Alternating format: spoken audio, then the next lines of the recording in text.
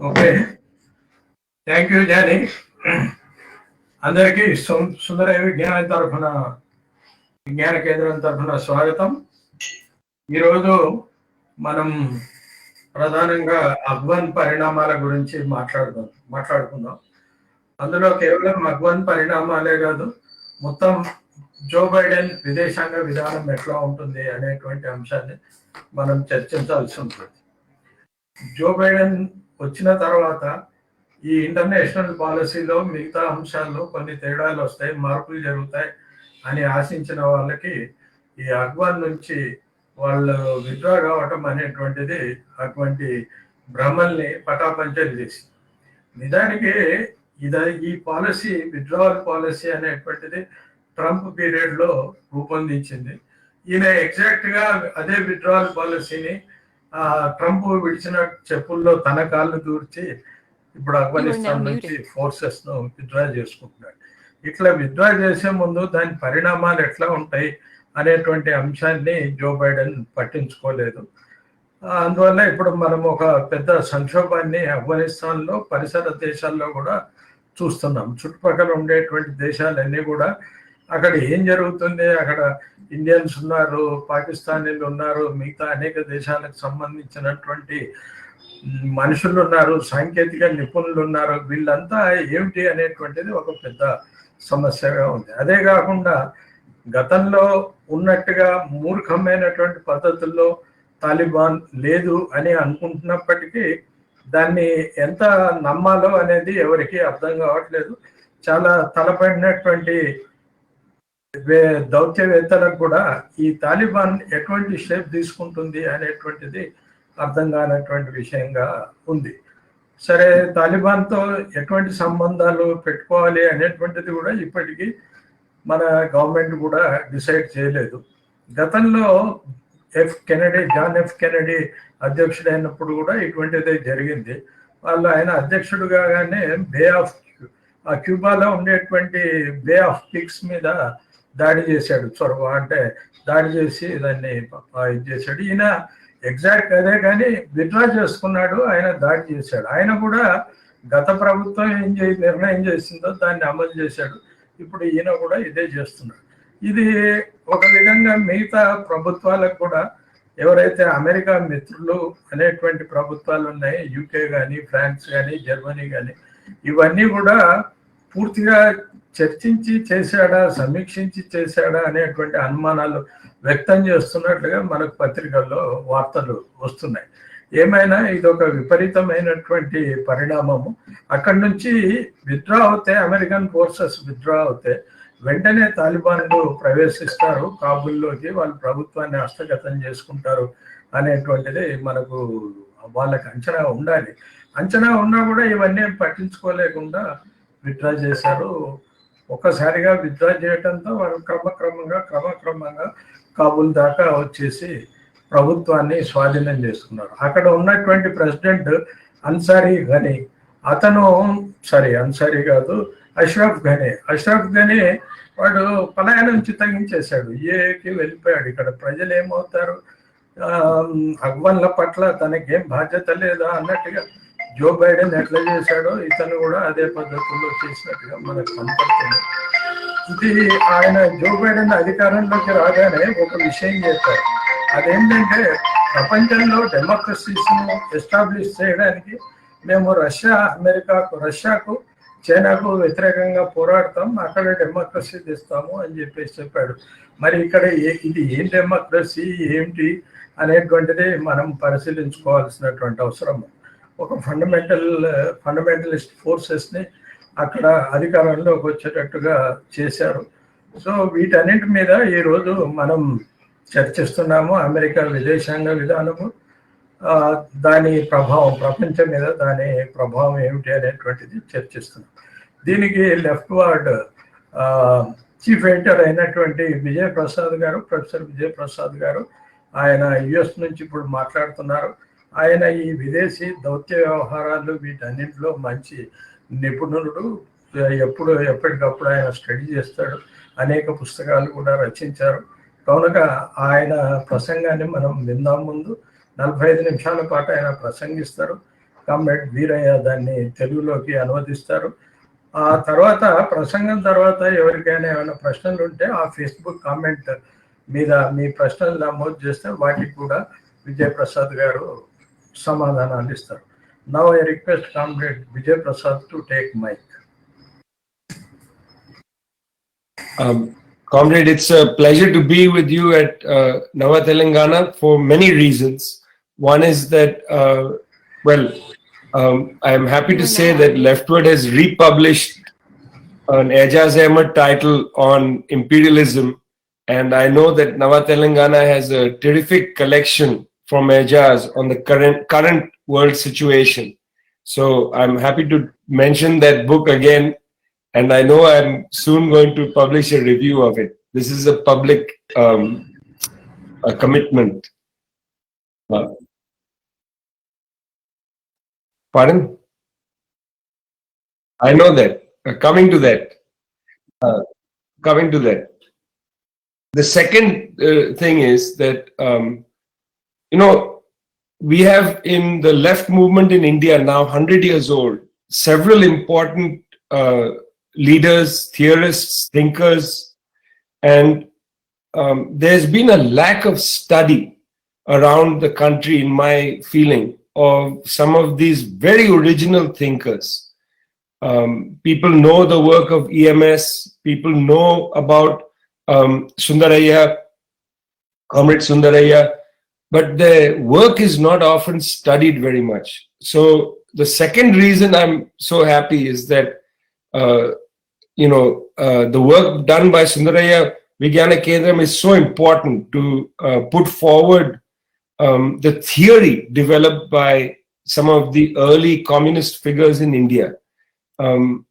Paying attention to the left praxis, the left theory in our context is very important. And today I'm going to talk a little bit briefly about the Afghan communists. Just as there is a lack of knowledge around the world of the theories of Comrade Sundarayya, there is a lack of understanding of the theories of the Afghan communists. And a view is put forward of Afghanistan as a so-called backward place. And I want to challenge that a little bit today as we talk about this US defeat at the hands of the Taliban. You are now unmuted.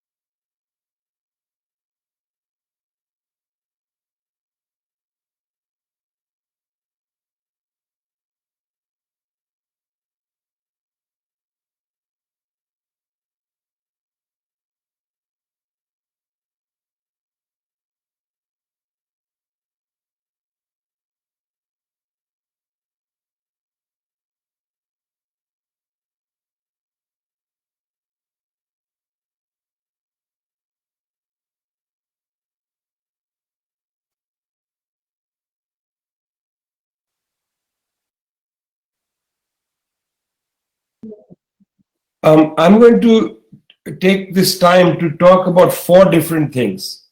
The first is the US defeat. The second is the US-NATO war. The third is the history of Afghanistan in the current period. And the fourth is the geopolitics around this conflict. These will be the four aspects that I'll spend some time on.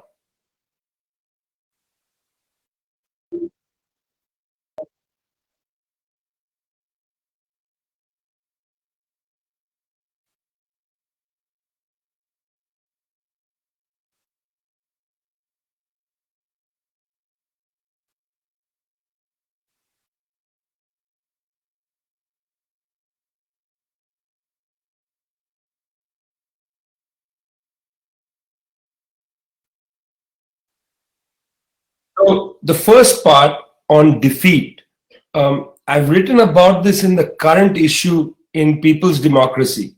So you can go and see some of this in that article in the party paper.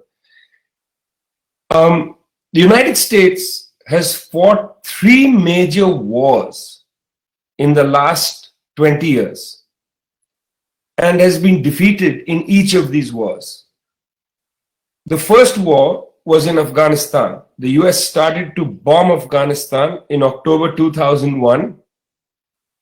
And now in August 2021, 20 years later, the US has had to withdraw. The US went to that war to remove the Taliban from power, and now the Taliban are back. This is a very elementary defeat. How do you define defeat? This is a defeat. Number one war.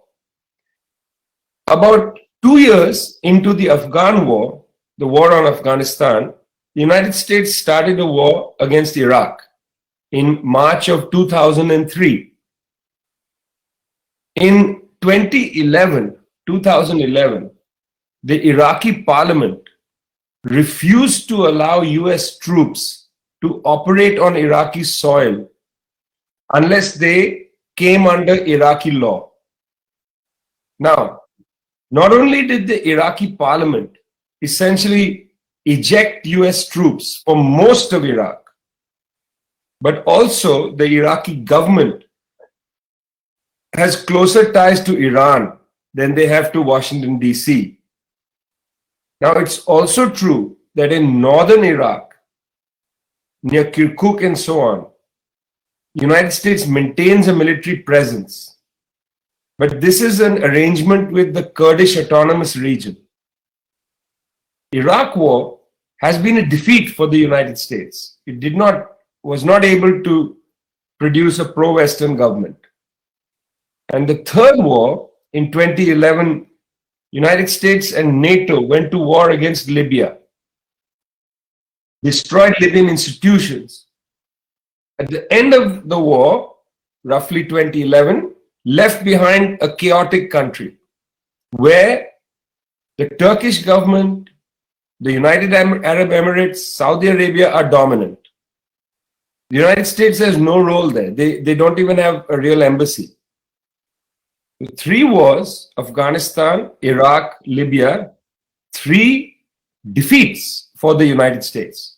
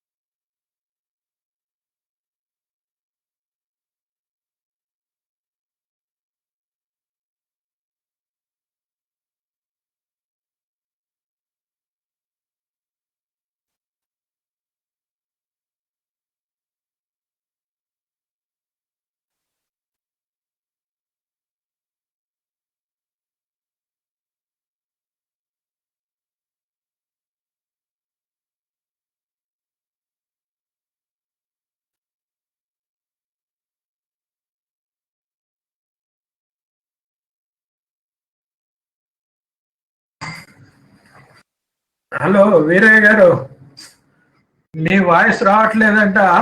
అక్కడ ఏదైనా problem ఉందేమో చూడండి, ఫోన్లు చేస్తున్నారు. You are now muted. You are now unmuted. I can hear you fine, but seems that either you or I are not audible. I'm not sure what that is. No, not you. Only Veeraiah is not audible. Oh, Comrade Veeraiah, it's your problem then, not mine. I can rest.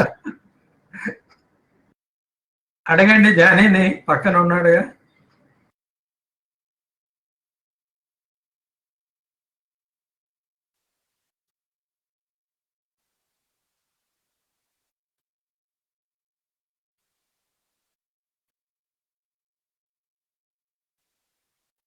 నాకు వినపడుతుంది, కానీ మీ దగ్గర ఏదో Facebook connect కావడంలో ఏదో ఉంది.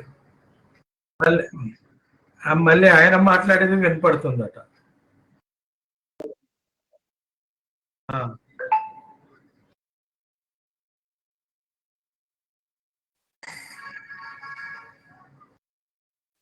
సరే, అది వాళ్ళ ప్రాబ్లం ఏమన్నా ఉందేమో.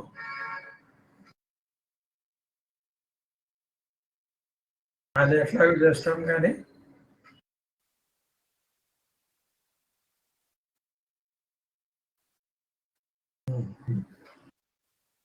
ఓకే ఓకే, కంటిన్యూ చేయండి. Okay.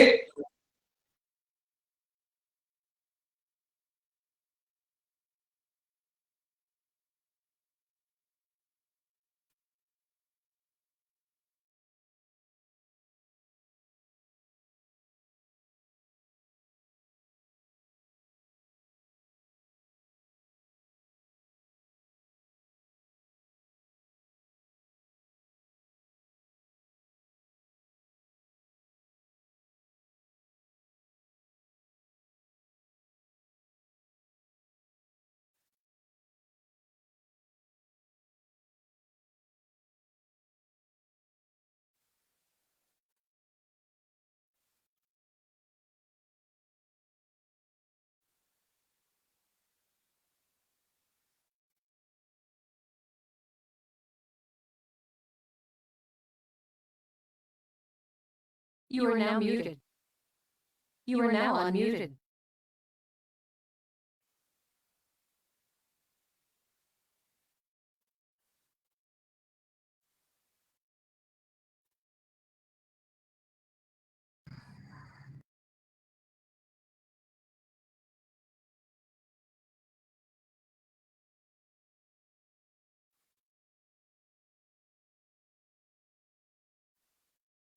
You are now muted.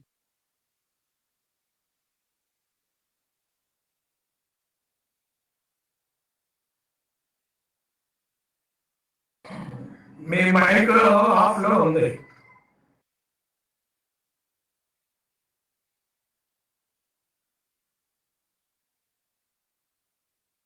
Veeraiah గారు,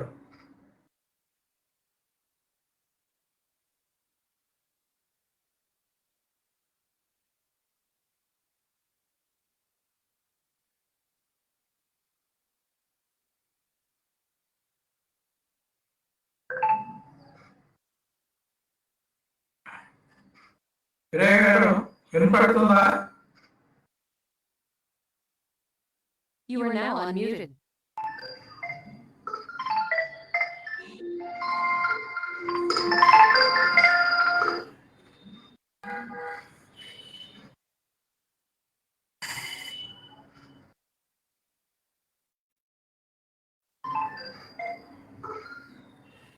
చెప్పండి కామ్రేడ్. హలో, ఇప్పుడు వినపడుతుందా?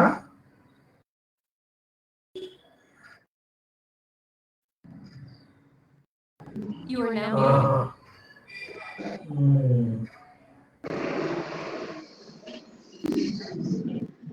నోట్ చేసుకుంటారు, కానీ ఆయన ముందే చెప్పారు.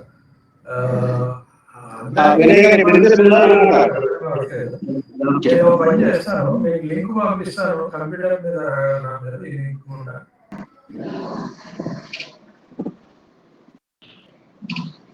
ట్యాబ్ లోనే చూడండి, నేను పంపిస్తాను.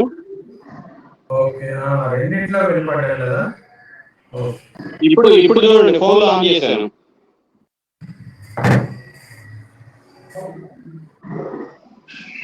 ఓకేనా? ఇప్పుడు వినిపిస్తుంది. ఫోన్ లో ఆన్ చేశాను, సిస్టమ్ ఉండేది. Okay.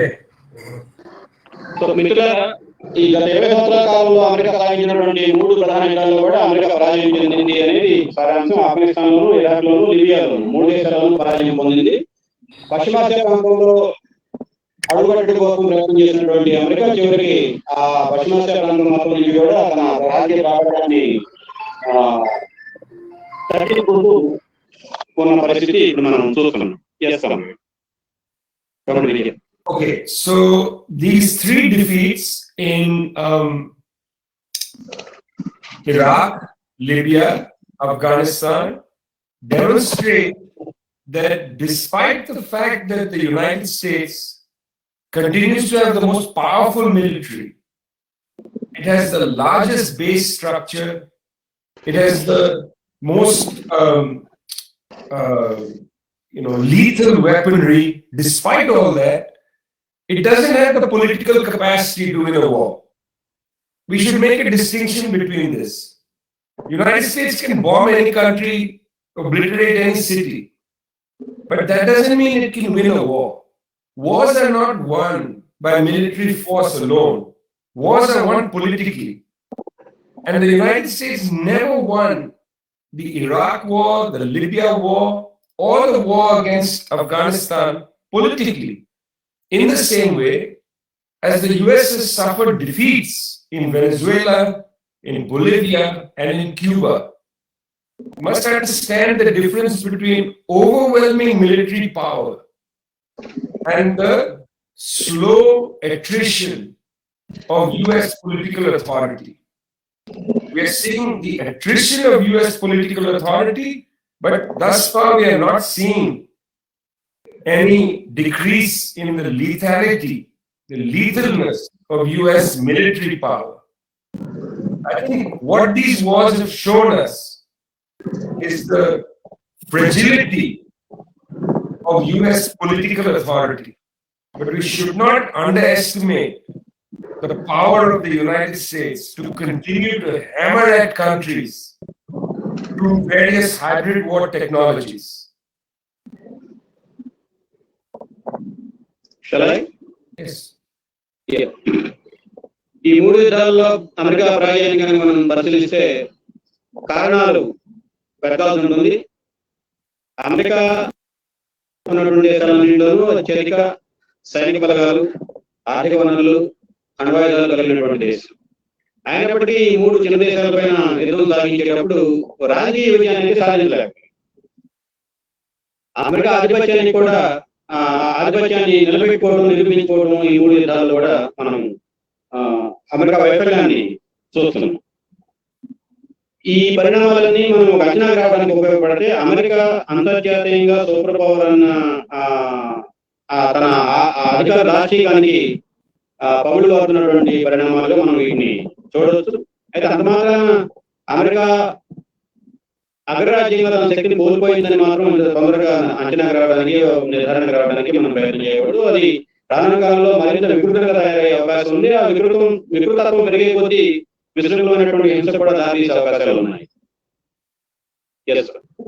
So let's now turn to the war itself. We've dealt with the defeat, but I want to be clear that it's a political defeat. It's an ideological defeat. It's not necessarily a defeat of US military power. The reason I want to say that is the United States bombed Afghanistan and destroyed most of its remaining infrastructure. What the Taliban have inherited is a very poor country with an infrastructure that has been relatively destroyed. I want to underline that point, that this was a political and ideological defeat. But we should not see this as the weakness of US military power. Tomorrow the United States can fire up their jet planes and go and bomb another country and create great destruction. There is no real shield in the world today against US imperialism. However much Russia and China exert themselves, they are not a full shield against US imperialism. And I think we need to be very precise in our understanding of this as a political defeat, not as a catastrophic defeat of the US military. Go ahead. మిత్రులారా, మనం America పరాజయం గురించి అంచనా వచ్చేటప్పుడు 3 అంశాలు గమనంలో పెట్టుకోవాలి. ఒకటి రాజకీయ పరాజయం, రెండో సైద్ధాంతిక పరాజయం, మూడోది సైనిక పరమైనటువంటి పరాజయం. ఈ 3 ఇందాక చెప్పినటువంటి 3 యుద్ధాల్లో కూడా రాజకీయ పరాజయం జరిగింది, అమెరికా ఎదురైంది, సైద్ధాంతిక పరాభవం ఎదురైంది. అంతే తప్ప సైనిక పరంగా అమెరికా శక్తియుక్తులు, శక్తి సామర్థ్యాలు ఇంకా పరాజయానికి అంచున చేరుకోలేదు. ఎందుకంటే ఇప్పటికీ ప్రపంచవ్యాప్తంగా అమెరికా సామ్రాజ్యవాదం యొక్క దురాక్రమణ ముప్పు పొంచి ఉంది. ఈ ముప్పు నుంచి ప్రపంచాన్ని కాపాడడానికి కావాల్సినటువంటి రక్షణ కవచం అంటూ ఇంకా ఏది తయారు కాలేదు. రష్యా, చైనా ఎంతగా ప్రయత్నం చేస్తున్నప్పటికీ ప్రపంచం మొత్తాన్ని కూడా అమెరికా ఇనుప బోట్ల నుంచి, సామ్రాజ్యవాద ఇనుప బోట్ల నుంచి కాపాడడానికి కావాల్సినటువంటి శక్తి సామర్థ్యాలు ఆ 2 దేశాలు ఇంకా సమకూర్చలేదు. అందువల్ల అమెరికా పరాజయం గురించి మనం అర్థం చేస్తున్న ప్రయత్నం చేస్తున్నప్పుడు సైద్ధాంతిక పరాజయం, రాజకీయ పరాజయంగానే మనం చూడాలి తప్ప సైనికంగా కూడా అమెరికా బలహీనపడింది అనే తప్పుడు అభిప్రాయానికి పొరపాటు అంచనానికి రావు. So what is this war? In October 2001, the United States decided to enter Afghanistan with 2 objectives. Number 1, to destroy Al-Qaeda. Number 2, to destroy the Taliban. Now, the Taliban government itself in September, October 2001 said that they were willing to hand over Osama bin Laden and the Taliban to a third country pending a warrant and a file which contained evidence of their role in the attack on the United States. Taliban had made this very clear. They were willing to hand over bin Laden but to a third country for a trial and investigation and so on. Before that attack on the United States, the Chinese, 5 Central Asian countries had created the Shanghai Cooperation Organization. They were trying to put pressure on the Taliban to stop terrorist activities and to moderate their government. There had already been a lot of pressure before October 2001 on the Taliban. United States disregarded that pressure and disregarded the Taliban offer and went for a full-scale war.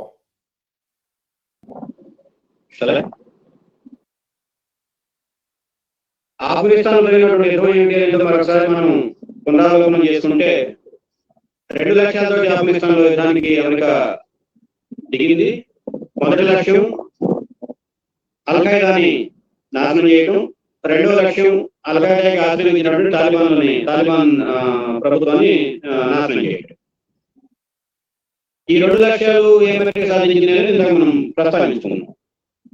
America Afghanistan పైన October 2001లో యుద్ధానికి దిగుతున్న సమయంలోనే, అందుకంటే ముందే ఏర్పడినటువంటి Shanghai సహకార మండలి, China నాయకత్వం, మరొక 5 ఆసియా దేశాలు సమన్వయంతో షాంఘై SCO అంటారు, షాంఘై కోఆపరేషన్ ఆర్గనైజేషన్ సహకార మండలి, అది ఏర్పాటైంది. వాళ్ళు కూడా తాలిబాన్ల పైన, ఆఫ్ఘనిస్తాన్ పైన ఒత్తిడి తీసుకొచ్చారు. ఆఫ్ఘనిస్తాన్ లో ఉగ్రవాదులకు ఆశ్రయం ఇవ్వకూడదు, ప్రభుత్వం చేసినటువంటి అనేక రకాల ప్రభుత్వం అండలో దొరుకుతున్నటువంటి అనేక అంతర్జాతీయ వివాదాలకి అవకాశం ఉండకూడదు అని చెప్పి వీళ్ళు ఒత్తిడి చేసుకుంటూ వచ్చారు చైనా నాయకత్వం. ఈ ఒత్తిడికి తలొక్కినటువంటి తాలిబాన్ ప్రభుత్వం కొన్ని షరతులు పెట్టి, మీరు మా మీద యుద్ధం చేయాల్సిన అవసరం లేదు, మీరు ఒసామా బిన్ లాడెన్ అమెరికాలో జరిగినటువంటి జంట భవనాల పేరుల కేసులో నిందితుడు అని చెప్పి నిరూపించడానికి కావాల్సిన సాక్ష్యాధారాలతో కూడిన ఒక సమాచారాన్ని మాకు అందజేయండి, దాన్ని మేము ఒకసారి సరిచూసుకున్న తర్వాత అటు తాలిబాన్ ఆఫ్ఘనిస్తాన్ లోనూ ఉండనివ్వము, ఒసామా బిన్ లాడెన్ అట్లాగే అమెరికాకి పంపు, 3వ దేశానికి మధ్యవర్తిగా ఉన్నటువంటి ఒక దేశాన్ని నిర్ణయించండి, ఆ దేశానికి పంపిస్తాము, అక్కడి నుంచి మీరు విచారణ చేసుకోవద్దు అని చెప్పి కూడా వాళ్ళు రాజీ వచ్చారు. కానీ ఇవేవి అమెరికాని ఒప్పించడంలో విఫలమైనవి. వాళ్ళు యుద్ధం చేయాలని మండుపడ్డారు ఉన్నారు కాబట్టి యుద్ధానికి దిగిపోయారు, బాంబుల వర్షం కురిపించారు. So, right when that war was going on, I wrote a book called War Against the Planet, which Leftward has now reissued. One of the points I made in this book was that the United States war aims were not clear. On the one side, the US government said we wanted to destroy the Al-Qaeda organization. But Al-Qaeda very quickly left Afghanistan, went into Pakistan, went to the Arab world, particularly into North Africa, went to parts of other parts of Asia, including in Central Asia and so on. Al-Qaeda left Afghanistan within months, and even Bin Laden left Afghanistan and was in Pakistan, in Abbottabad, where he was killed in 2011, 10 years after that war began. So the first objective, destroy Al-Qaeda, didn't actually happen. Al-Qaeda left. And Al-Qaeda became different. It became ISIS, it created chaos in Syria and so on. So there was no real immediate defeat of Al-Qaeda, and I must say, people should not believe Al-Qaeda has disappeared from the planet. It is tormenting people in North Africa, in West Africa and Nigeria, in Syria and so on. It still operates. Secondly, the Taliban. Taliban wasn't defeated. In fact, Mullah Baradar, the current head of the Taliban, took Mullah Umar on a motorcycle off to Pakistan, and Taliban regrouped. Every summer since 2002, every summer, the Taliban has returned to create a lot of problems, first for the United States, NATO, and then for whatever government was there in Kabul. So the Taliban was not defeated, nor was Al-Qaeda really defeated. And George W. Bush, the President of the United States, kept saying, we are not going to do nation building.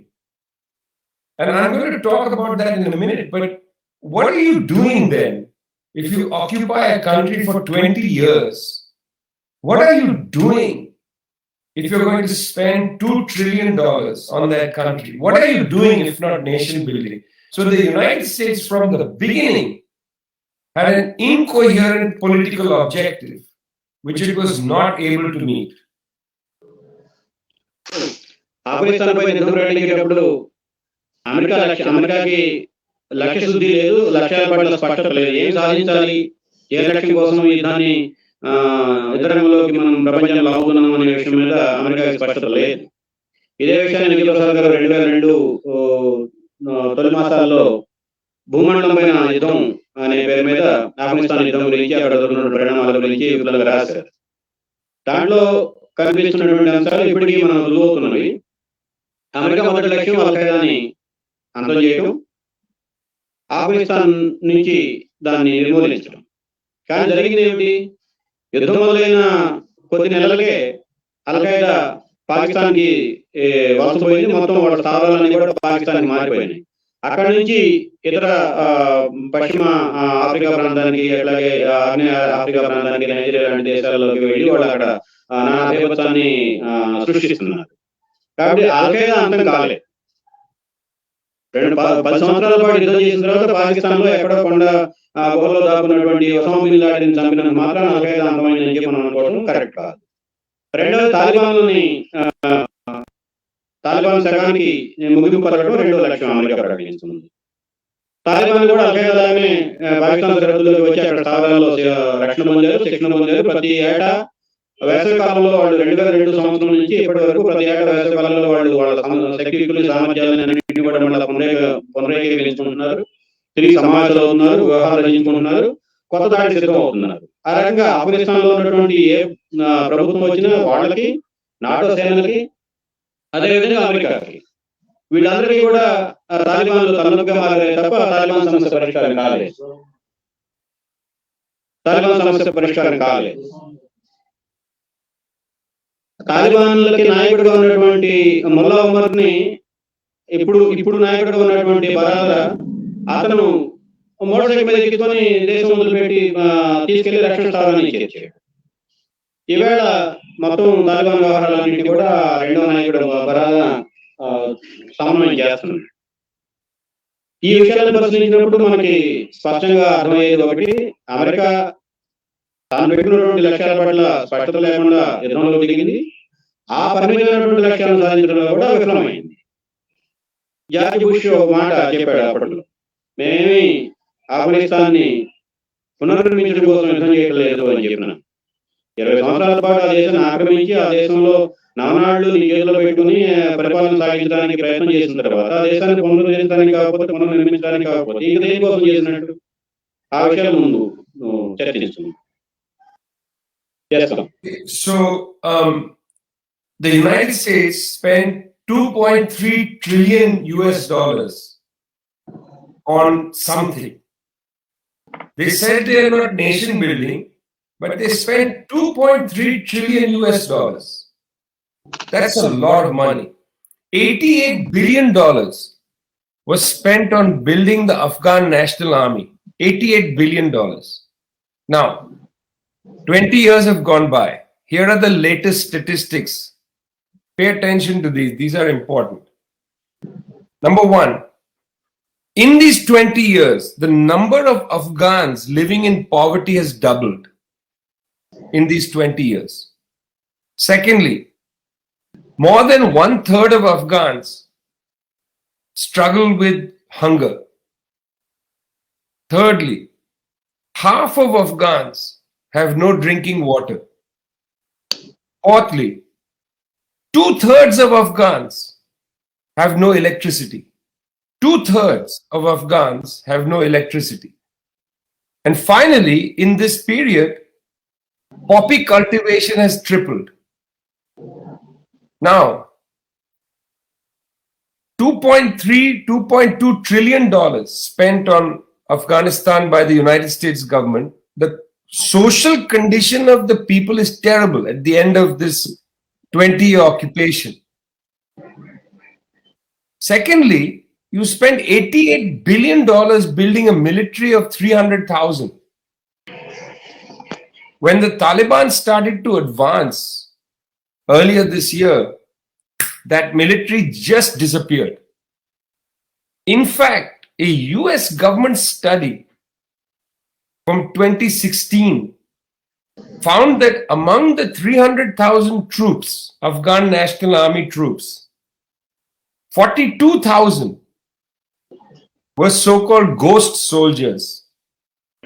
They didn't exist. Somebody was taking their salaries as corruption. The US government found the level of corruption by US contractors, European contractors, and Afghan officials was extremely high.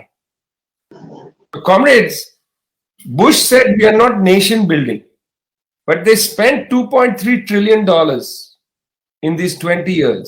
The condition of the Afghan people has deteriorated in these 20 years. Basic point is, imperialism is not interested in the well-being of people. They could have taken those $2.3 trillion and improved the condition of people. And maybe then people would not have supported the Taliban when they rushed through the country over the course of this year. But the Afghan National Army and the US imperialists had no credibility. And so they were swept away without a fight almost by the Taliban. మిత్రులారా, George bush గారు చెప్పినటువంటి ప్రకటనని మనం గుర్తు చేసుకుందాం. అమెరికాలో జాతీయ పునర్నిర్మాణం కోసం వాళ్ళు ఏం ప్రయత్నం చేయటం లేదు అని చెప్పారు. మరి 2,30,30,000 కోట్ల డాలర్లు ఈ 20 సంవత్సరాల కాలంలో ఆఫ్ఘనిస్తాన్ లో అమెరికా ఖర్చు పెట్టింది. దేనికోసం ఖర్చు పెట్టింది? ఆ దేశంలో మౌలిక వస్తువులు ఏర్పాటు చేయడంలోనో, మరొక విషయం ఏర్పాటు చేయడంలోనో, మరొక వనరులు అందుబాటులో తీసుకురావడంలోనో ఇవేవి ఖర్చు కాల. ఇందులో 2,30,000 కోట్ల డాలర్ల ఖర్చులో $88 బిలియన్ ఖర్చు ఆ దేశంలో ఒక 3 లక్షల మంది సైన్యాన్ని, కొత్తగా సైన్యాన్ని నిర్మించడానికి, సైనిక వ్యవస్థని నిర్మించడం కోసం ఖర్చు పెట్టింది. 2016లో అమెరికాకు చెందినటువంటి సంస్థల ప్రభుత్వ ఏజెన్సీలే ఒక అధ్యయనం చేశాయి. ఆ అధ్యయనంలో ఈ 3 లక్షల పైచిలుకు సైన్యం ఏదైతే కొత్తగా నిర్మితం అయ్యిందో అందులో 47,000 మంది పేర్లు తప్ప మనుషులు లేరు. ఊహాజనితమైనటువంటి సంఖ్య అది. కానీ ఆ పేర్లతో ఏం జరుగుతుంది అంటే 2.5 లక్షల మంది సైన్యం ఉంటే దాన్ని 3,30,000 మందికి పెంచి ఆ పైచిలుకు ఉన్నటువంటి వాళ్ళందరూ కూడా తప్పుడు పేర్లతోటి డబ్బులు డ్రా చేసుకుని ఆ సైనిక నిర్వహణలో ఉన్నటువంటి వాళ్ళందరూ కూడా ఆ అవినీతి ఫలాలను పంచుకున్నారు. ఈ విషయాలన్నీ కూడా విస్తృతంగా అమెరికా పరిశోధనలో తేటతెల్లమయ్యాయి. 20 సంవత్సరాల తర్వాత ఆఫ్ఘనిస్తాన్ ప్రజల యొక్క పరిస్థితులు ఏమిటి అనేది కూడా మనం ఒకసారి పరిశీలిద్దాం. ఈ 20 ఏళ్ల కాలంలో ఆఫ్ఘనిస్తాన్లో పేదరికం రెట్టింపైంది. 1/3 జనాభాకి వాళ్ళు ఆకలికెక్కలతోటి మలమల మాడిపోయే పరిస్థితి, ఆకలి చావులకి దగ్గరగా ఉన్నటువంటి పరిస్థితికి చేరుకున్నారు. సగానికి సగం జనాభాకి తాగునీరు అందుబాటులో లేదు. మొత్తం దేశంలో 2వ వంతు భాగానికి ఆ భాగంలో నివసిస్తున్నటువంటి ఇళ్లకి కరెంట్ సరఫరా అవకాశం లేదు. ఈ కాలంలోనే మత్తు మందులు తయారు చేయడానికి కావాల్సినటువంటి విత్తనాలు అంటే వ్యవసాయం పాపి సేద్యం అని చెప్పని అంటారు. ఆ మత్తు మందులు తయారు చేసే సేద్యం విస్తీర్ణం 3 రెట్లు పెరిగింది. సో ఒకవైపునేమో అమెరికా ఖజానా నుంచి ఏ రూపంలోనైనా సరే 2,30,000 కోట్ల రూపాయలు ఖర్చు అయ్యాయి. ఈ 2,30,000 కోట్ల రూపాయల్లో మెజారిటీ భాగం అత్యధికం అవినీతిమయమైంది. ఆఫ్ఘనిస్తాన్ దేశంలో ప్రజల యొక్క స్థితిగతులు రోజు రోజుకి దిగజారుతూ వచ్చాయి. నిజంగా ప్రభుత్వానికి ఏమాత్రం చిత్తశుద్ధి ఉంటే ఈ 2,30,000 కోట్ల రూపాయలు ఖర్చు పెట్టి జనానికి కనీసం మౌలిక వస్తువులు, చదువు, గుడ్డు, విద్య ఇవన్నీ వాడు అందుబాటులో తెచ్చున్నట్టయితే నిజంగా వాళ్ళు తాలిబాన్లను ఆహ్వానించడానికి ప్రయత్నం చేస్తుండేవాళ్ళు కాదేమో. కానీ సామ్రాజ్యవాదం యొక్క ప్రయోజనం ఏంటి? ప్రజలను బాగు చేయటం కాదు కదా. ఆ లక్ష్యానికి ఆ స్వభావానికి లోబడే అమెరికా ప్రవర్తన 20 సంవత్సరాల కాలంలో ఆఫ్ఘనిస్తాన్లో మనం చూస్తున్నాం. చేసుకోండి. So, where does one even begin with the story of Afghanistan? This is now part 3 on the great social struggle. The British fought 2 wars against Afghanistan in the 19th century. And the British lost part of the wars, won part of the wars. But they created 2 stereotypes about Afghanistan, which I want to put back on the table. The first stereotype they put on the table is that the Afghan people are resistant to change. That the Afghan people are backward, conservative, against any modern development. This was one stereotype the British put on the table. It's not true at all, as I will show you. The second stereotype they put on the table is that Afghanistan is the graveyard of empires. This phrase is used a lot. But that's not even true. Because in the Second Afghan War, 1878 to 1880, the British actually won the war because they got their objectives. They were able to dominate Afghan political society for almost 40 years. So these are 2 important stereotypes that you will see now being used. One, well, the Afghan people are backward. That's just who they are.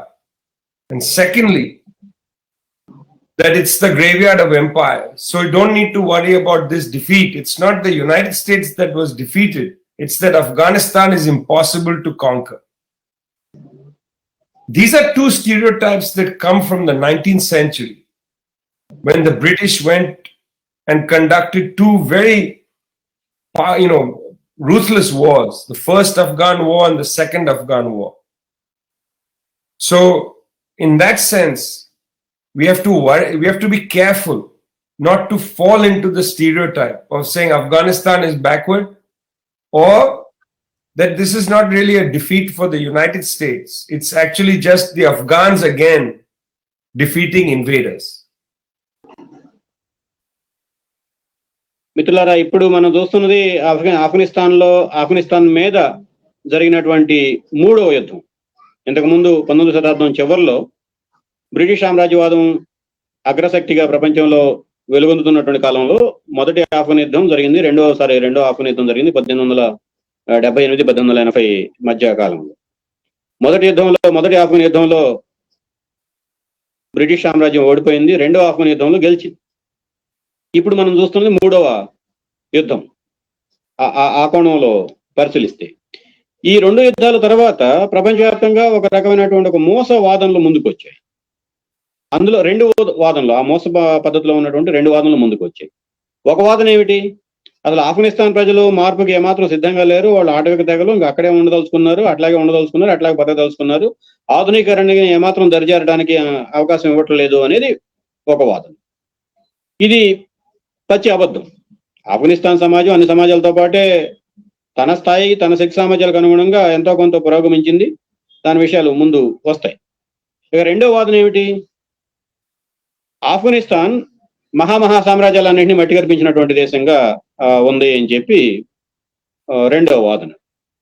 ఇందాని చెప్పుకున్నట్టుగా రెండో ఆఫ్ఘన్ యుద్ధంలో British సామ్రాజ్యం గెలిచింది. కాబట్టి మహాసామ్రాజ్యాలన్నీ ఆఫ్ఘనిస్తాన్ వెళ్ళి అక్కడ మట్టిలో కూరుకుపోయినటువంటి పరిస్థితి ఏం కాదు.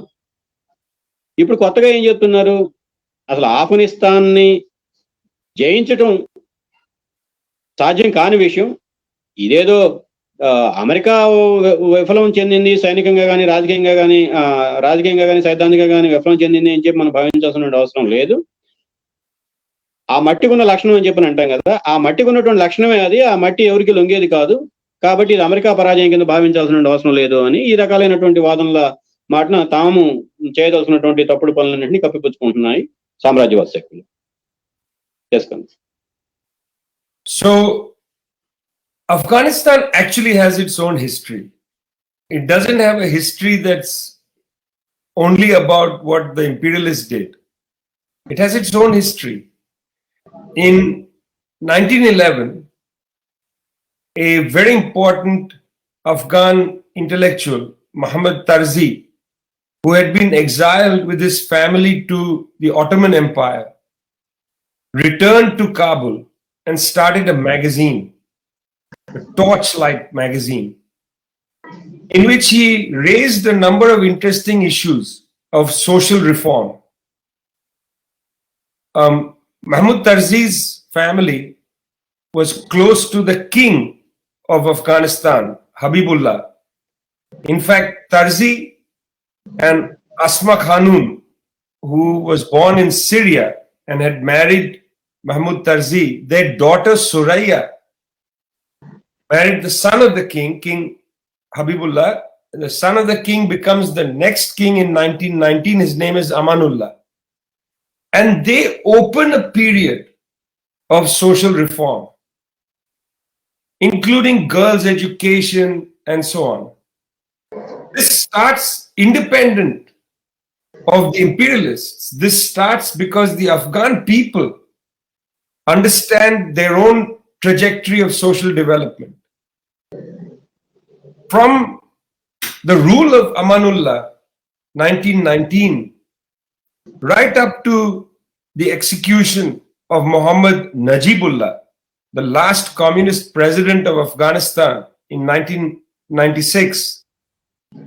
From 1919 to 1996, almost 80 years, there was a long dynamic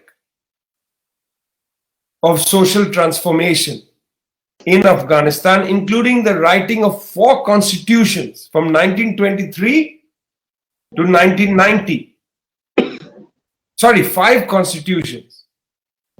64, 73, 87, 1990. 5 constitutions were written that advanced the goals of equality, justice, and so on.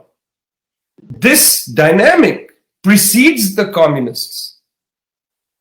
Starts long before the communists emerge in Afghanistan.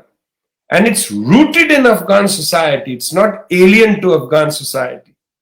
So that's the first point about Afghanistan I want to make here, is Afghanistan has its own history of reason and equality and justice. మిత్రులారా, ఆఫ్ఘనిస్తాన్కి అదేదో చీకటి యుగాల్లో బతుకుతుంది అని చెప్తున్నటువంటి ప్రచారం వాస్తవం కాదు. ఆఫ్ఘనిస్తాన్కి తనదైనటువంటి చరిత్ర, సంస్కృతి, వారసత్వాలు ఉన్నాయి. క్లుప్తంగా చెప్పుకోవాలంటే 1911లో అప్పటి వరకు ఒట్టమన్ సామ్రాజ్యంలో తలదాచుకున్నటువంటి తర్జీ అనే సంఘ సంస్కర్త తిరిగి కాబూల్, ఆఫ్ఘనిస్తాన్ వచ్చి అక్కడ టార్చ్ లైట్ అనే పత్రిక ప్రారంభించి సంఘ సంస్కరణల కోసం పెద్ద ఎత్తున జనాన్ని చైతన్యపరిచే కార్యక్రమాలు చేపడతాడు. సిరియాలో పుట్టినటువంటి ఈయన భార్య సురయ్య, వీళ్ళిద్దరికి పుట్టినటువంటి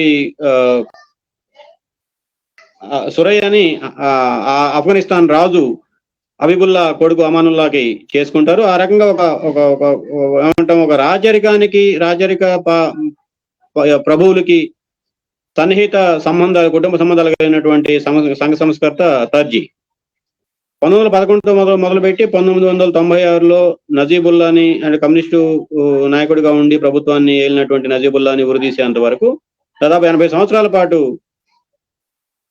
ఆఫ్ఘనిస్తాన్ లో తనదైన శైలిలో సంఘ సంస్కరణోద్యమం నడిచింది.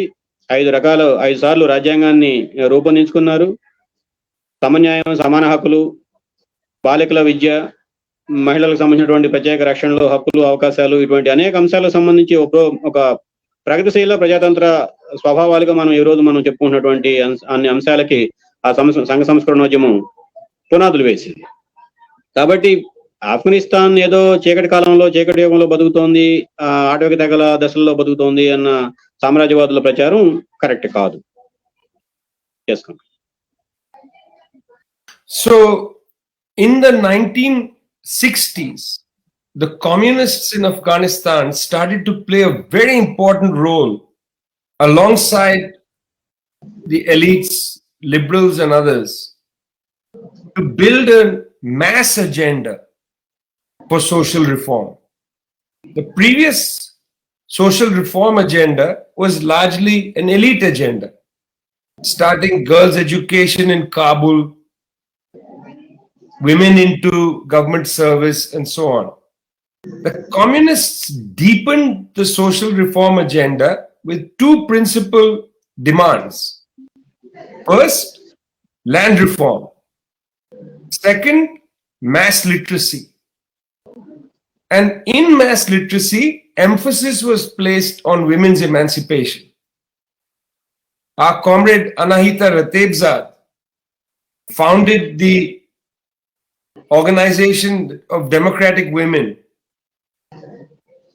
which played a key role in fighting for literacy, land reform, women's emancipation. These were, in a sense, the three pillars of the communist struggle in the 1960s and in the 1970s. And the communists had a big influence on the liberal government of Muhammad Dawood, who was there in 1973.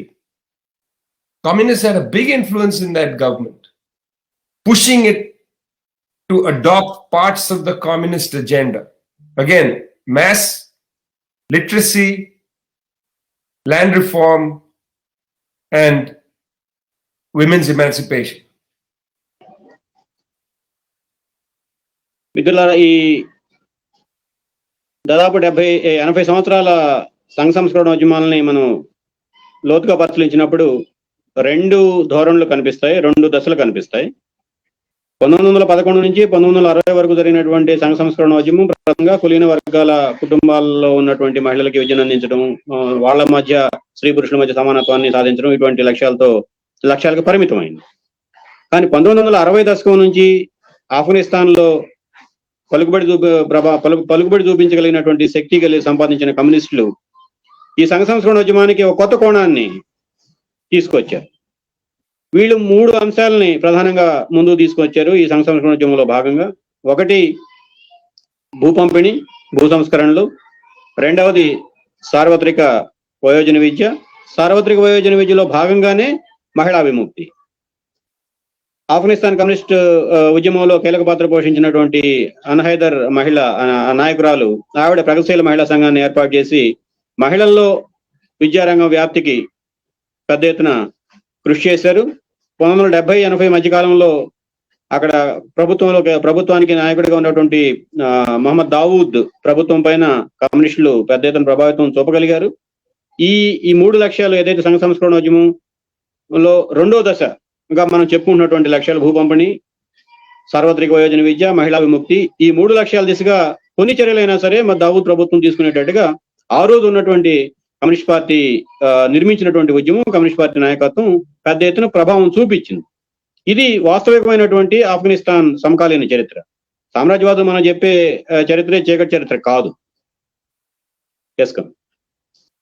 So in 1978, when the communists felt that the liberal government was not advancing the goals of the Afghan people, they took power in April in the Saur Revolution and immediately pushed for land reform, mass literacy, women's emancipation. In fact, 18,000 mass literacy workers went into the countryside to break the back, essentially, of illiteracy.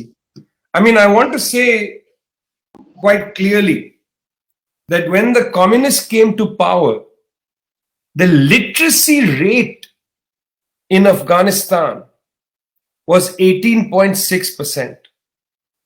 You can't advance the social goals of a population if they are struggling with illiteracy. That's why 18,000 literacy workers, most of them communists, went to the countryside to teach people reading, writing, rationality. And that was an enormous agenda point for the communists. They also put forward directly the rights of women to full equality, equality in marriage, equality in work, and so on. It was a very advanced agenda.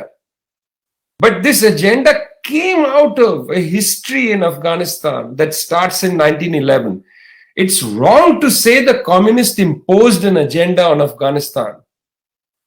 That agenda had already been there for 60 years before the communists came to power in April of 1978.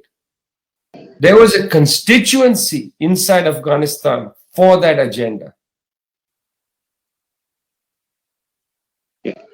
మిత్రులారా, ఆఫ్ఘనిస్తాన్లో ఉన్నటువంటి ఉదారవాద ప్రభుత్వం కమ్యూనిస్టులు ఆశించినటువంటి ప్రతిపాదించినటువంటి లక్ష్యాల దిశగా వేగంగా అడుగులు వేయటం లేదు అని చెప్పి భావించినప్పుడు 1978 ఏప్రిల్లో జరిగినటువంటి ఒక విస్తృతమైనటువంటి ప్రజాోద్యమం పర్యవసానంగా కమ్యూనిస్టులు ఆఫ్ఘనిస్తాన్లో అధికారానికి వచ్చారు. అధికారానికి వచ్చిన తర్వాత వాళ్ళు అమలు చేస్తున్నటువంటి మొట్టమొదటి 2 చర్యలు ఏంటి? భూ సంస్కరణలో భూ పంపిణీకి చర్యలు చేపట్టారు. అదేవిధంగా కమ్యూనిస్టులు 1978లో అధికారానికి వచ్చే నాటికి ఆఫ్ఘనిస్తాన్లో అక్షరాస్యత శాతం 18.6. నిరక్షరాస్యులతో కూడినటువంటి జనాభాని సామాజిక విప్లవం దిశగా నడిపించడం సాధ్యం కాదు అని చెప్పి ఆ రోజు ఉన్నటువంటి కమ్యూనిస్ట్ పార్టీ గుర్తించింది కనుక కమ్యూనిస్ట్ పార్టీ సభ్యులు, శ్రేణులు, కుటుంబాల్లో ఉన్నటువంటి 18,000 మంది ఉపాధ్యాయులుగా శిక్షణ పొంది గ్రామీణ ప్రాంతాలకు వెళ్ళి ఆ గ్రామీణ ప్రాంతాల్లో ఉన్నటువంటి ప్రజానీకానికి అక్షరాభ్యాసం నేర్పించడం కోసం ప్రయత్నాలు చేశారు, త్యాగాలు చేశారు. ఇది వాస్తవం. ఇదేదో ఇప్పుడు మనకు ఉన్నటువంటి ప్రధాన స్రవంతి మీడియా అంతా కూడా ఏం చెప్తుంది? 1878లో రష్యా ప్రమేయంతో ఆఫ్ఘనిస్తాన్లో ప్రభుత్వాన్ని కూలగొట్టి కమ్యూనిస్ట్ పార్టీ అధికారానికి వచ్చింది. వాళ్ళు బయట నుంచి సంఘ సంస్కరణోద్యమం, కమ్యూనిస్టు లక్ష్యాలని రుద్దడం కోసం, ఆ సమాజం పైన రుద్దడం కోసం ప్రయత్నం చేశారు. ఇది పచ్చి అబద్ధం. ఇందా చెప్పుకున్నట్టుగా 1911 నుంచి 1978 వరకు కూడా ఆ దేశంలోనే దేశీయంగా సంఘ సంస్కరణోద్యమాలు విస్తృతంగా జరిగాయి, బలమైన పునాది ఆధారంగా జరిగాయి. ఆ సంఘ సంస్కరణోద్యమాలని మరొక మెట్టుకు ఉన్నత స్థాయికి తీసుకెళ్లటమే అక్కడ ఉన్నటువంటి కమ్యూనిస్ట్ పార్టీ నాయకత్వంలో ఉన్న ప్రభుత్వం చేసిన పని. కాబట్టి ఇదేదో బయట నుంచి రుద్దబడినటువంటి పరిణామం, పరివర్తన, మార్పు కాదు. దేశంలోనే అంతర్లీనంగా దేశీయంగా రూపొందుతూ వచ్చినటువంటి ఒక సామాజిక పరిణామ క్రమంలో ఒక దశ. ఆ రకంగా దాన్ని అర్థం చేసుకోవాలే తప్ప ఇవాళ ఉన్నటువంటి బూర్జువా ప్రచార మాధ్యమాలు మనకిస్తున్నటువంటి జ్ఞానానికి మనం కొట్టుకుపోవాలి. So the conservative right-wing sections fled Afghanistan In fact, it's important to point out that Burhanuddin Rabbani, for instance, left Afghanistan during the reign of Muhammad Dawood, who was going to arrest Rabbani, because Rabbani was a right-wing reactionary whose people were attacking women in the universities. He was a professor of theology at Kabul University. He had already left for Peshawar in exile before the communist coup. It's important to point that out because it's not that the communists created these right-wing people. They were there before. When the communists came to power in 78, even more of these right-wing left for Pakistan. And they would have been a footnote in history, Comrade Veeraiah. They would have been a footnote in history. At that point, 1978, there was a military dictatorship in Pakistan, Zia-ul-Haq, fully backed by the US imperialists. There was Saudi petro money. These three things came together: Saudi petro money, US imperialists, and the military dictatorship in Pakistan. They fully backed these marginal gangsters sitting in Peshawar and so on, rebranded them as the Mujahideen, army of God, nothing God about them. And they then came with the full force of the United States, Pakistan, and Saudi Arabia to attack the communist government. At that point, the communist government begged the Soviet Union to enter. The Soviet Union took about 8 months before they decided very reluctantly to come into the country, didn't want to come. That was perhaps a mistake. But the government in Kabul was under enormous pressure. And this right-wing section that comes in against the government in Kabul in 79, this right-wing section is what becomes the Mujahideen. Out of them will emerge, by the way, the Taliban, the Northern Alliance, and now the Taliban, Hamid Karzai, Gulbuddin Hekmatyar, Abdullah, and so on. మిత్రులారా, ఈ communist party నాయకత్వంలో ప్రభుత్వం 1978లో అధికారానికి వచ్చిన తర్వాత ఆ దేశంలో ఉన్నటువంటి కరుడుగట్టినటువంటి ఛాందస్వాదులు, మితవాదులు ఒక తరగతి ఎవరైతే ఉన్నారో వాళ్ళందరూ ఆ దేశం వదిలిపెట్టి పారిపోయారు.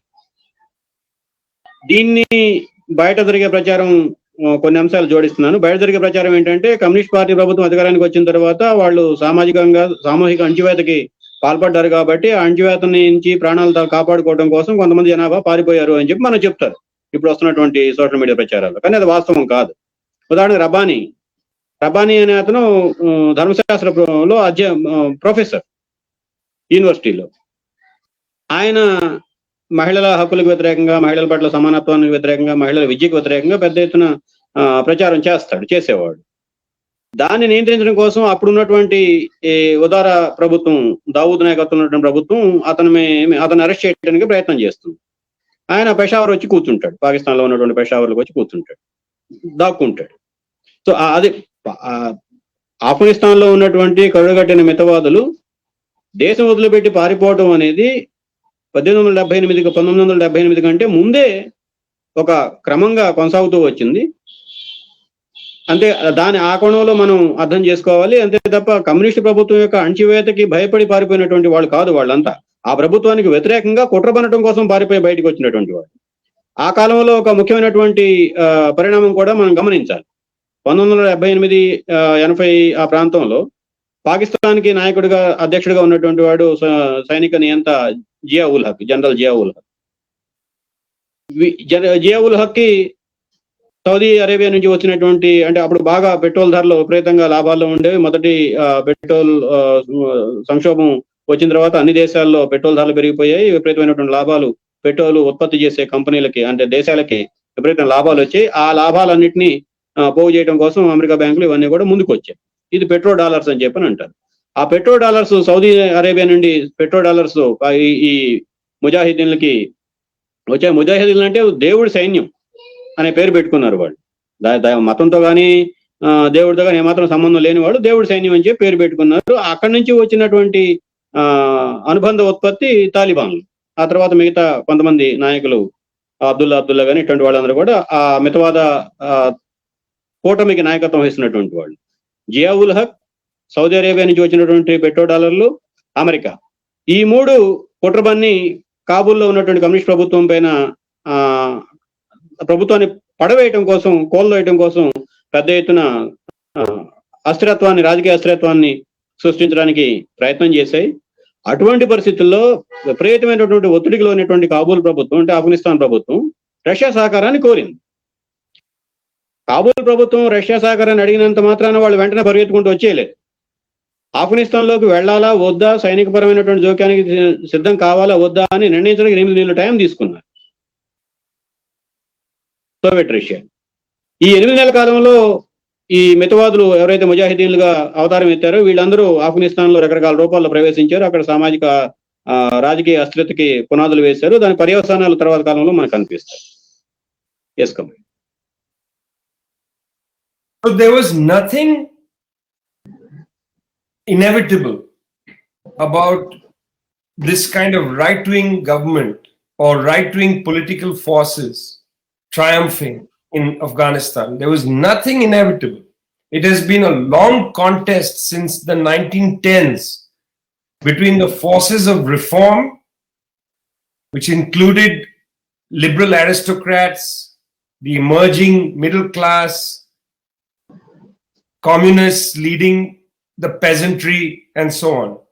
And on the other side, the reactionaries, sections of landlords, the conservative clergymen, and in a sense, committed hardcore reactionary types that were there in the university and so on.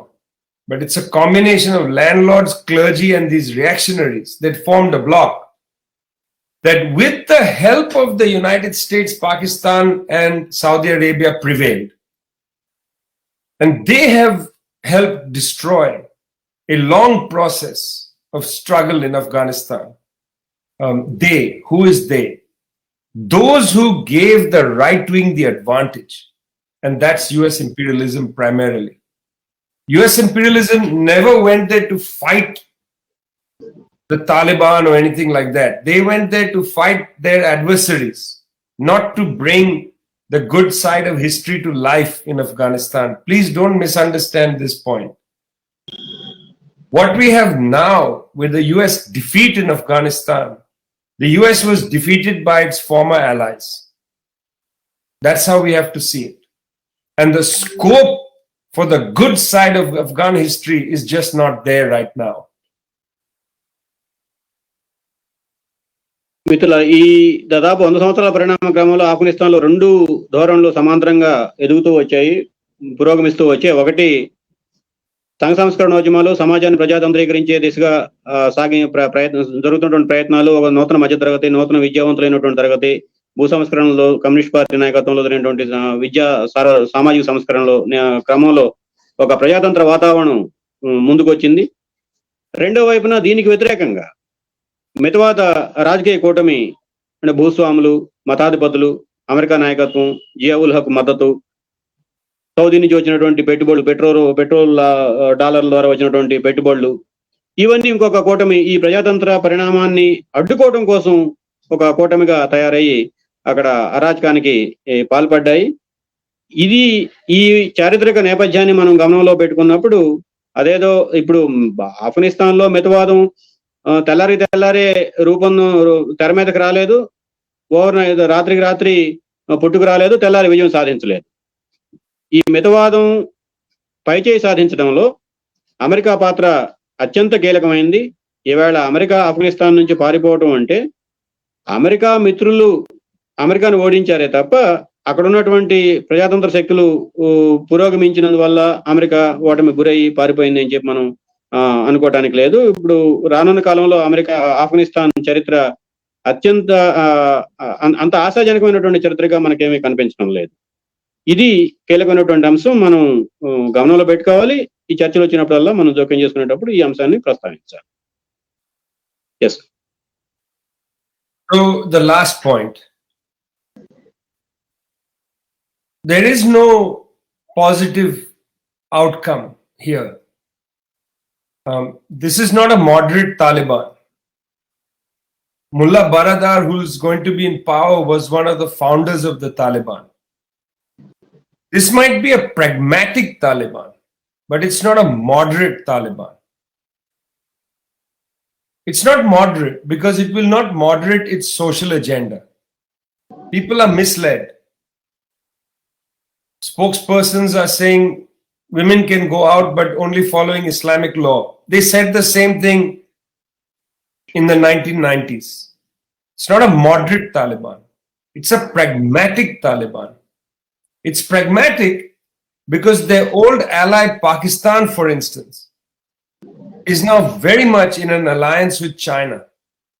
And China cannot permit the growth of terrorism, especially against Xinjiang province. And China cannot permit the disruption of its Belt and Road Initiative. In fact, the only possibility for some decency right now is Chinese and Pakistani pressure on the Taliban to act pragmatically. But this does not mean they will moderate their agenda. India, the Central Asian countries, Iran, are playing a role in the Shanghai Cooperation Organization, again to moderate or make the Taliban pragmatic. This is important. The other road for Afghan freedom is not going to open up through the Panjshir Valley, where a handful of people have gone to try to continue the war. The Afghan people don't want the war to continue. New politics has to emerge in Afghanistan. The old dynamic of social reform has to be revived in mass movements. And this is not an idealistic thing. There are elements of this that are there. Already we have seen protests on the streets of Afghanistan. They will have to coalesce into movements. The gun may not be the solution for Afghanistan. Politics may be the solution. And we have to hope, comrades, that Chinese and Pakistani pressure, also pressure from the Shanghai Cooperation Organization, is going to keep the Taliban pragmatic, and that the Taliban will not by force resist the emergence of mass movements. This kind of fascistic politics of the Taliban will not be defeated on the battlefield. It has to be defeated in the hearts and minds of people. It's a long struggle that will open up for the Afghan people. But remember, they've been struggling for 100 years already. It's a long struggle. They will fight their struggle. They are a brave people. They have a tradition of social reform. We should count on them. We should give them solidarity. మిత్రులారా, ఇందాక చెప్పుకున్నట్టుగా ఇప్పుడు మన ముందు ఉన్నటువంటిది, ఆఫ్ఘనిస్తాన్ ప్రజల ముందు ఉన్నటువంటిది ఉన్న పరిణామాలు అంత పెద్ద సానుకూలమైన పరిణామాలేమి కాదు. ఇవాళ రేపో తాలిబాన్ ప్రభుత్వానికి నాయకత్వం వహించబోయే ముల్లా బరాడా ఆయన తన లక్ష్యాల నుంచి వెనుదిరిగినటువంటి మనిషి కాదు. తాలిబాన్ ప్రతినిధులు కొన్ని ప్రకటనలు ఇస్తున్నారు, మహిళలు బయటకు వెళ్ళవచ్చు, పిల్లలు చదువుకోవచ్చు, అయితే ఇస్లాం చట్టానికి లోబడే, షరియత్ చట్టానికి లోబడే వాళ్ళు చదువుకోవాలి అనే పద్ధతుల్లో ప్రకటనలు ఇస్తున్నారు. ఇవేం కొత్త ప్రకటనలు కావు. ఈ ప్రకటనలు చూసి మనం మోసపోవాల్సిన అవసరం లేదు. మోసపోయే వాళ్ళు ఎవరైనా ఉంటే మనం వాళ్ళకి హెచ్చరించాల్సినటువంటి అవసరం కూడా ఉంది. 1990లో కూడా ఇదే రకమైనటువంటి ప్రకటనలు వాళ్ళు ఇచ్చారు. ఈ పరిస్థితుల్లో దాదాపు 100 సంవత్సరాలుగా సాగుతున్నటువంటి సంఘ సంస్కరణ ఉద్యమం, దాని పర్యవసానంగా తలెత్తినటువంటి రాజకీయ వైరుధ్యాలు, ఆ వైరుధ్యాల్లో ఓ మితవాద కోణానికి నాయకత్వం వహించే బృందానికి అమెరికా, జియా ఉల్ హక్, సౌదీ అరేబియా మద్దతుగా నిలబడటం, ప్రజాతంత్ర శక్తుల్ని ఓడించడం, వాళ్ళు ఈ ప్రయత్నంలో వెనకబట్టు పట్టడం, ఇవన్నీ కూడా మనకి పోటాపోటీగా సాగుతున్నటువంటి 100 సంవత్సరాల చరిత్రలో కనిపిస్తాయి. ఈవేళ ఆఫ్ఘనిస్తాన్లో మనకు కనిపించేది ఆచరణాత్మక దిశగా అడుగులు వేసినటువంటి తాలిబాన్లే తప్ప ఆలోచనలు మార్చుకున్నటువంటి తాలిబాన్లు కాదు అనేది మనం మొట్టమొదటిగా అర్థం చేసుకోవాలి. అప్రమత్తంగానూ ఉండాలి దాని గురించినటువంటి వార్తలు కానీ విశ్లేషణ కానీ చూసేటప్పుడు, చదివేటప్పుడు, వినేటప్పుడు. మరోవైపు ఏం జరుగుతుంది? చైనాకి ఆఫ్ఘనిస్తాన్కి మధ్య ఉన్నటువంటి 90 కిలోమీటర్ల పరిధి జింజియాంగ్ రాష్ట్రానికి సంబంధించినటువంటి ప్రాంతం. ఆ రాష్ట్రంలో కూడా ఆ ముస్లింలు ప్రబలంగా ఉన్నటువంటి జనాభా. కాబట్టి తాలిబాన్లు చేసే అకృత్యాలు లేదంటే విపరీతాలకి వాటి ప్రభావం తన దేశంపై పడాలి అని చెప్పి చైనా కోరుకోదు. అట్లాగే పాకిస్తాన్ కూడా చైనా తోటి దోస్తీ కట్టి మధ్య ఆసియా, పశ్చిమాసియా దేశాల్లో మధ్యగా పెడుతున్నటువంటి సిల్క్ రోడ్ లో కానీ లేదంటే బెల్ట్ రోడ్ డెవలప్మెంట్ ప్రాజెక్టుల్లో కానీ అభివృద్ధి కార్యక్రమాల్లో పెద్ద ఎత్తున సహకరించుకుంటూ ఉన్నారు. సో తాలిబాన్ ఆఫ్ఘనిస్తాన్ లో తన పాత పద్ధతుల్లోకి వెళ్ళి సంఘటితం కావడం అంటే ఈ అభివృద్ధి కార్యక్రమాలకి ఆటంకం కలగడం, దానికి అటు పాకిస్తాన్ ఇటు చైనా గాని అనుమతించే పరిస్థితి లేదు. అందుకనే షాంఘై సహకార మండలి ద్వారా కూడా తాలిబాన్ల పైన ఒత్తిడి వస్తూ ఉంది. వాళ్ళని నిదానంగా ఆచితూచి అడుగులు వేయాలనేది తప్ప పాత పద్ధతుల్లో దూకుడుగా వెళ్ళి మతోన్మాద ఫాసిస్టు రాజకీయాలకి తెరదీసే దిశగా తాలిబాన్లు అడుగు వేయకూడదు అని చెప్పి ప్రయత్నం అయితే జరుగుతోంది. ఈ మూడో అంశం ఆఫ్ఘనిస్తాన్ తాలిబాన్ల నుంచి ఆఫ్ఘనిస్తాన్ విముక్తి. కొద్దిమంది యువకులు తాలిబాన్లను వ్యతిరేకించినటువంటి వాళ్ళు, రాజకీయంగాను సైద్ధాంతికంగాను మతోన్మాదాన్ని వ్యతిరేకిస్తున్నటువంటి వాళ్ళు కొండల ప్రాంతాల్లోకి వెళ్ళి అక్కడ తలదాచుకొని తిరిగి ఉద్యమం నిర్మించి స్వాతంత్రోద్యమాన్ని ప్రారంభించాలనే ప్రయత్నం చేస్తున్నారు. అయితే దానికి అంత రాజకీయంగా సానుకూలమైనటువంటి వాతావరణం ఇప్పట్లో లేదు. అది జరగాలి అంటే ముందు ప్రజల మనసులు గెలుచుకోవాలి, ప్రజల ఆలోచన ప్రభావితం చేయాలి, దానికి ఒక ఆలోచన, కార్యాచరణ, సిద్ధాంతం అందుబాటులో వాళ్ళకి కరదీపిగా మార్గదర్శిగా ఉండాలి. దాని ద్వారా ప్రజలను తమ వైపు చెప్పుకున్న తర్వాత మాత్రమే మళ్ళా తిరిగి విస్తృతమైనటువంటి ప్రజా భాగస్వామ్యం కూడినటువంటి స్వాతంత్రోద్యమాన్ని నిర్మించడానికి అక్కడ అవకాశం ఉందే తప్ప ఇవాళ ఉన్నటువంటి పరిస్థితుల్లో, ఇవాళ ఉన్నటువంటి అంతర్జాతీయ ఒత్తిళ్లు నేపథ్యంలో ఒక బలమైనటువంటి అక్కడ జాతీయ పునర్నిర్మాణ ఉద్యమం తెర మీదకి వస్తుంది అని చెప్పి ఆశించడానికి అవకాశం లేదు. అయితే మనందరి ప్రపంచవ్యాప్తంగా ఉన్నటువంటి ప్రగతిశీల శక్తులు, వామపక్ష శక్తులు వీళ్ళ యొక్క కర్తవ్యం ఏంటి? ఈ పరిమితంగా ఉన్నటువంటి ఆఫ్ఘనిస్తాన్ లో పరిమితంగా ఉన్నటువంటి ప్రగతిశీల శక్తులు నిర్దిష్టమైనటువంటి కార్యాచరణ రూపొందించుకొని ప్రజల మనసులను గెలుచుకోవడం కోసం ప్రయత్నం చేస్తున్నటువంటి శక్తులు ఏవైతే ఉన్నాయో వాళ్ళకి సంఘీభావంగా నిలబడాలి. వాళ్ళకి సాధ్యమైనంత సహాయ సహకారాలు, అది మేధో సహకారం కావచ్చు, మరొక సహకారం కావచ్చు, ఆ రకమైన సహకారాలు అందించాలి. ఇది ఒక విషాదకరమైనటువంటి స్థితికి ఆఫ్ఘనిస్తాన్ పరిణామాలు చేరాయి. ఈ 100 సంవత్సరాల కాలంలో వాళ్ళు ఎట్లయితే పురోగమించారు, సంఘ సంస్కరణోద్యమం పునాదిగా పురోగమించారు, రానున్న కాలం కూడా అదే పద్ధతిలో పురోగమిస్తారు అని చెప్పి మనం ఆశిద్దాం.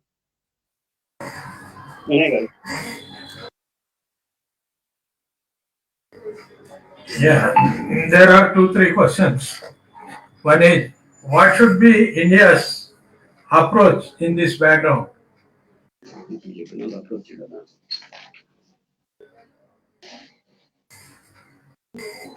So, the Indian External Affairs Minister is part of the Afghanistan contact group of the Shanghai Cooperation Organization. And he was in Dushanbe in July of this year, where he put forward a 3-point program. This is before Taliban came to power, but they already knew Taliban was coming. They asked for the Taliban to be pragmatic. They asked for the Taliban not to interfere in neighboring countries, to promote terrorism and so on. And they asked the Taliban to respect minorities and so on inside the country, to moderate the agenda. That was the 3-point program. It was basically endorsed by Pakistan, China, Iran, and others. India has to play a role, I suppose, strengthening the political positions of people like Hamid Karzai, Abdullah, who are inside Kabul. who are negotiating with the government. Look, the way forward now has to be a government of national reconciliation or something like that. That's the best you can expect, not a narrow Taliban government. If the Taliban can feel pressure from China, India, and so on to build a national reconciliation government, that will be a great advance for Afghanistan. Somehow I doubt they will accept it, comrade. But India has to continue to work with the Shanghai Cooperation Organization, has to use the Afghanistan issue as a way to create better, closer relations with, to actually work with Pakistan and China on this. There is only the regional solution. You can't expect the UN to get involved or the US government. So India, Pakistan, China, Iran, the 5 Central Asian countries have to put pressure on the politics of Afghanistan to create a government of national reconciliation. మిత్రులారా, ప్రశ్న ఇప్పుడు మన ముందు అంటే మన దేశం ముందు ఉన్నటువంటి కర్తవ్యం ఏంటి అనేది ప్రశ్న. దానికి విజయప్రసాద్ గారు ఇచ్చినటువంటి సమాధానం, ఆఫ్ఘనిస్తాన్ సమస్యని పరిష్కరించుకునే క్రమంలోనే భారతదేశానికి, పాకిస్తాన్కి, భారతదేశానికి, చైనాకి ఉన్నటువంటి దూరాన్ని, దౌత్యపరమైనటువంటి దూరాన్ని, సామాజిక, ఆర్థిక, రాజకీయ సంబంధాలు ఉన్నటువంటి దూరాన్ని తగ్గించు రావడానికి ప్రయత్నం చేయాలి. ఇది మంచి అవకాశం. అదేవిధంగా మన జూలైలో అంటే ఆగస్టులో వాళ్ళు ఎటు అధికారానికి వస్తున్నారు, దేశాన్ని ఆక్రమించుకోబోతున్నారు అనేది చైనా, ఇరాన్, పాకిస్తాన్, భారతదేశంతో సహా అందరికీ తెలిసింది.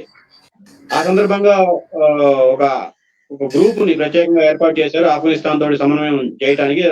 ఆఫ్ఘనిస్తాన్ తోటి రాయబారాలు నడపడం కోసం ఒక గ్రూప్ ని ఏర్పాటు చేశారు. ఆ గ్రూప్ లో భారతదేశం నుంచి కూడా మన విదేశాంగ శాఖ మంత్రి ఉన్నారు. ఈయన దుషాంబే మీటింగ్ కి హాజరయ్యాడు.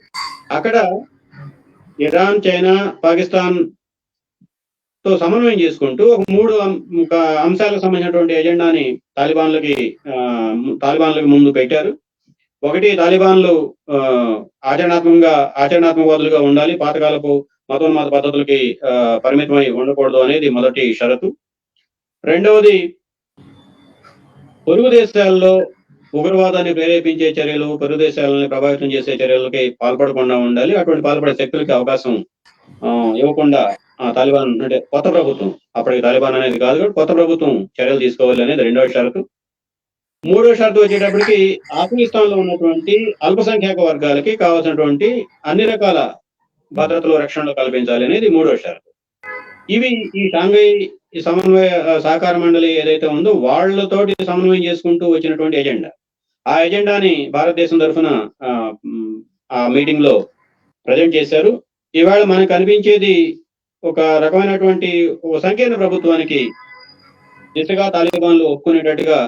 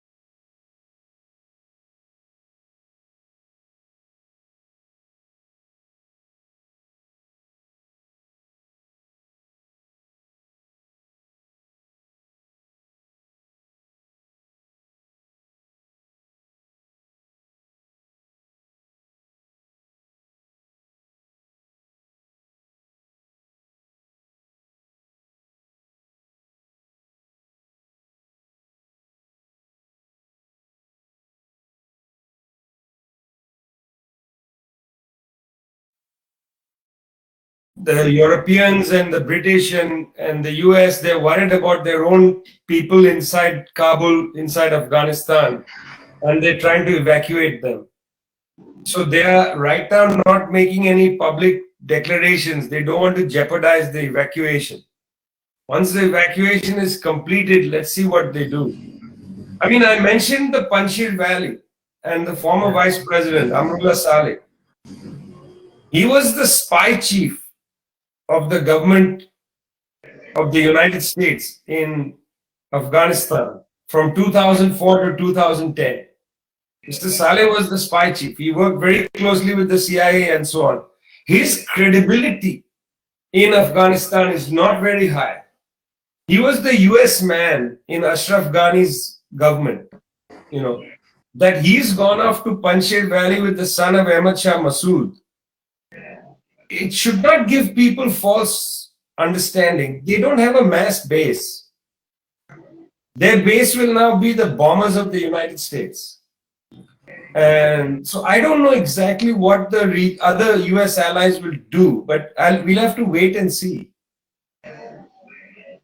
చివరి ప్రశ్న,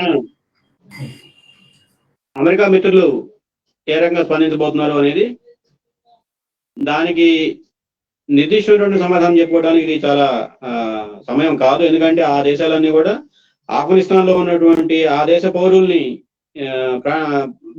సంరక్షించి జాగ్రత్తగా స్వదేశాలకు చేర్చడంలో నిమగ్నమై ఉన్నాయి.